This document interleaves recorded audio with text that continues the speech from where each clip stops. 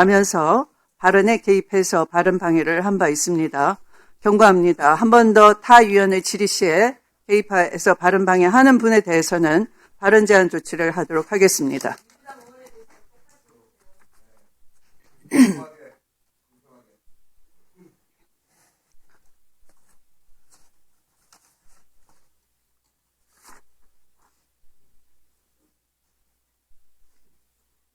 네, 다음은 김기표 위원님이십니다.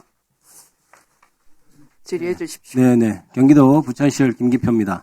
제가 검찰에 들어가고 얼마 안 되었을 때 들은 요새 흔히 쓰는 표현으로 우픈 소리가 있었습니다.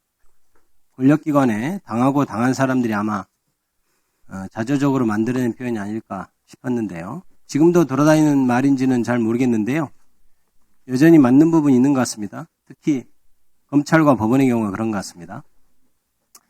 좀 속된 말이라서 죄송합니다만 그래도 뭐 다 구체적으로 말하기는 그렇고 뭐 이렇습니다. 대충 뭐 순사는 뭐뭐 해서 조지고 검사는 뭐뭐 해서 조지고 판사는 미뤄 조진다. 뭐 이런 류의 말이었습니다.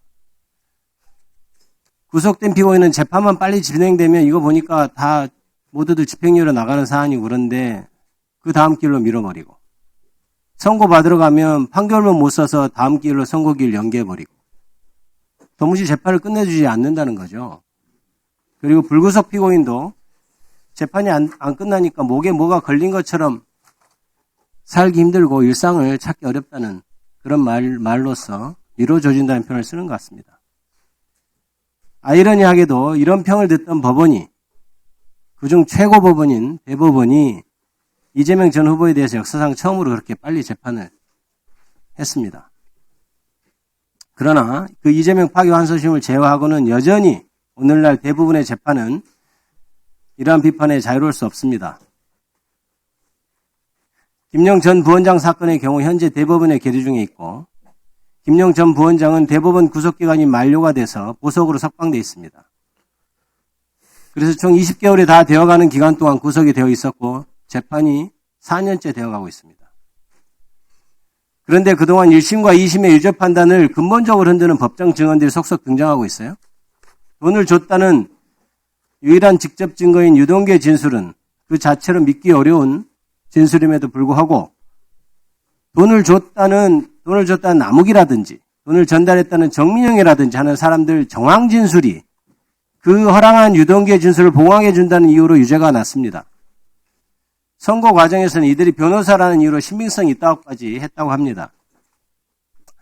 변호사니까 믿을만하다는 이들이 이제 그동안 했던 주요 진술이 거짓이라고 밝히고 있습니다. 그럼 어떤 진술이 진술일까요?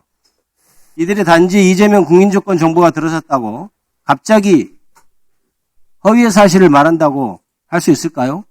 그렇지 않죠.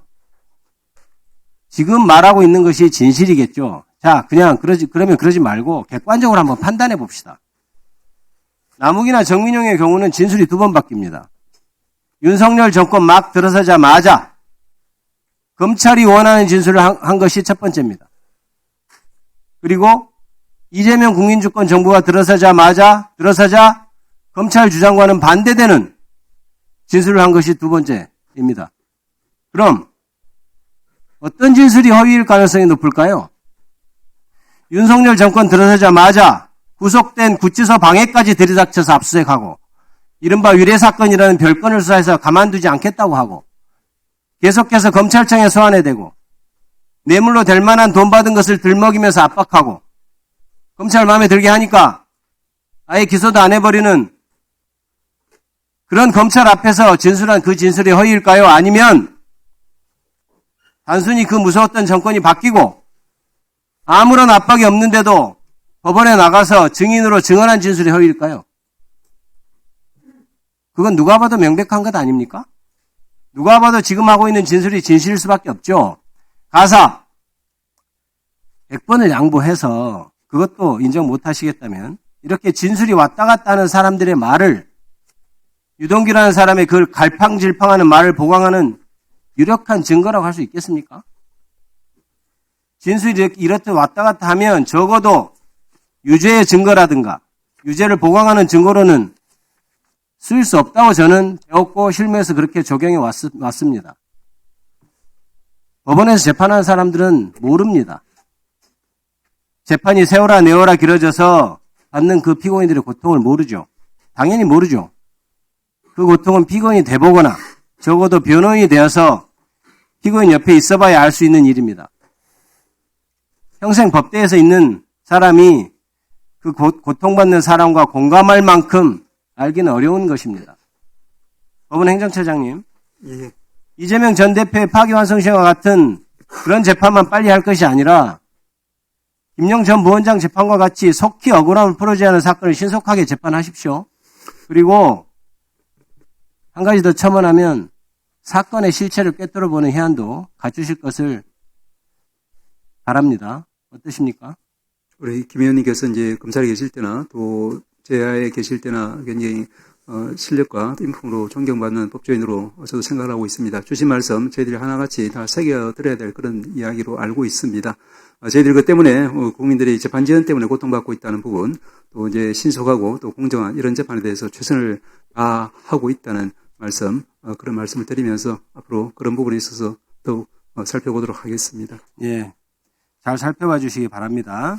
자, 그리고 그 이재명 전 대표의 악마와 관련된 조폭 연루설에 대한 그 조작편지 조작편지 관련해서 그것을 제가 정리를 한번 해보겠습니다. 자, 편지가 두 개 있어요. 편의상 그 시기가 다른 편지가 두 개 있는데 편의상 1편지, 2편지라고 하겠습니다. 여러분 이해하기 좋게. 제가 지난 27일 대검찰청 국정감사에서 문제를 제기한 것은 2020년 11월 17일자 제1편지입니다. 자, 그 1편지에는 제가 말씀드린 대로 누군가에 의해 추가되고 가필된 내용이 있었고 그 추가 가필된 부분이 이재명 후보의 조폭 연루설의 근거로 되었던 것입니다. 대검 감정서에는 총 3가지에 대해서 판단했는데요. 그 3가지를 제가 다 읊을 건 없고 제가 문제 제기한 1편지 추가 가필된 것이 변조된 것이냐 이거에 대한 것이 첫 번째였습니다. 그때 대검은 판단 불가라고 했습니다. 이해하기 어렵죠? 가필됐고 누가 봐도 육안으로 봐도 글씨가 다른 것이 명백합니다. 27일 대검 국정감사에서 노만성 검찰총장 직무대행은 편지에 대해서 제가 국가수 감정 결과는 다르다고 하니까 대검 문서감성실이나 국가수나 다 판단 불명을 했다고 했는데 위증이거나 서류를 제대로 보지 않은 처사입니다.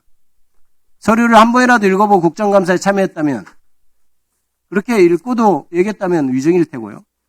자, PPT 한번 보시죠. 가필 부분은 국가수와 대검이 두 기관이 모두 인정했고요. 자, 그런데 그 두 기관이 판단한 것이 다릅니다. 자, 국가수는 뭐라고 했냐면 2가지 이상 상이한 필적이 포함되어 있을 가능성이 높다. 저 여기서 가능성이 높다고 표현하고 있는데 국가수는 총 4단계로 필적 결과를 표시합니다. 첫째, 추정된다. 이게 가장 강한 겁니다. 가능성이 높음, 두 번째. 가능성이 있음, 배제할 수 없음 이렇게 되어 있습니다. 추정됨으로 결과가 나가는 건 거의 없고요. 가능성이 높다는 것이 가장 감정 결과를 강하게 표현하는 것이라고 합니다.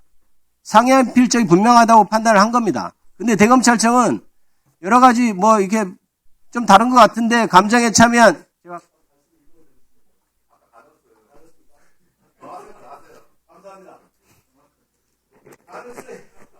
넣어드리세요.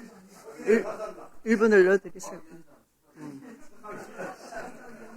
까먹었어요. 자, 그런데 국가수는 이게 그렇게 인정을 했는데 대검에서는 저게 상이하다고 하면서도 판단 불능이라고 했어요. 그러니까 정확히 국가수에서는 이게 다르다고 얘기를 한 겁니다. 그래서 이렇게 근데 국가수는 또 하나는 시필까지 했어요. 뭐냐면 비교할 자료가 부족하면 불러가지고 한번 써보세요. 쭉 문장 주면 쓰라고 합니다. 그래서 풍부하게 표준 자료를 확보한 다음에 감정을 하는데 국가수는 그런 일까지 했어요. 대검 예규상 그게 부족하면 시필까지 하도록 돼 있는데 대검에서는 아예 하지 않았습니다. 국가수는 해서 저런 결과를 냈고 그래서 판결문에도 그 변조된 부분, 추가된 부분이 위조다, 변조다 이렇게까지 판단했던 거예요. 자, 그러면 이렇게 엉터리로 감정을 하고 이렇게 성의 있게 안 하고 그 다음에 감정 의뢰된 지 70일 만에 대선 직전 날 회부했다면 이것이야말로 안 함으로써 대선에 직접적으로 개입한 것 아니냐 이렇게 생각합니다. 예, 상당히 의욕이 있어 보입니다. 네. 네, 수고하셨습니다.